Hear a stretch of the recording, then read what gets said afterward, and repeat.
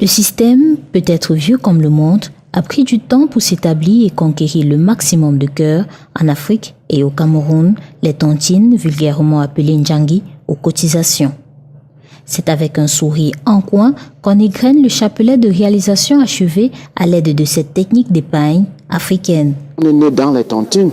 Nos parents ont fait les tontines pour nous envoyer à l'école.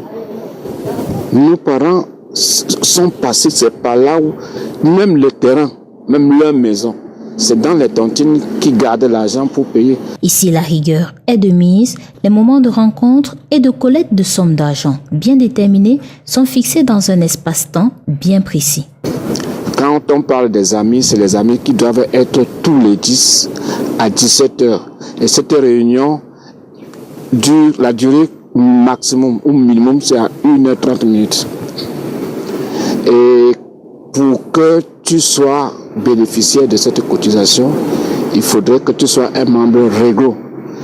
Et concerne uniquement des membres choisis pour leur fidélité et leur sens de l'honnêteté. Pour être membre, tu dois être parrainé par quelqu'un. Et si tu veux bénéficier, tu dois donner un bon de reconnaissance de dette qui te donne l'accès à l'achat. Les règles ayant toujours des exceptions, il est arrivé que des membres d'associations de communautés ne soient pas toujours réglo et dans ces cas... Chez nous, quand vous échouez ayant bénéficié, comme la réunion de 10, c'est de 2000 échecs non bénéficiaires et 5000 ayant bénéficié.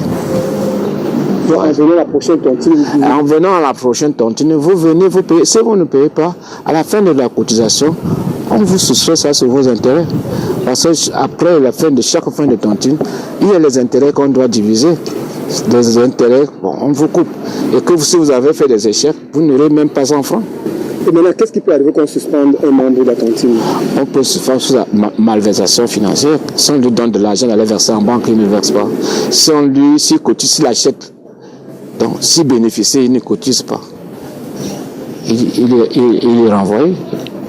Et maintenant, comment il fait pour son argent qu'il a cotisé?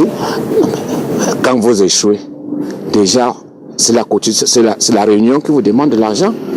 C'est la réunion qui vous demande, peut-être vous avez fait le chèque de 200 000, de 300 000. Maintenant, c'est la réunion qui vous poursuit.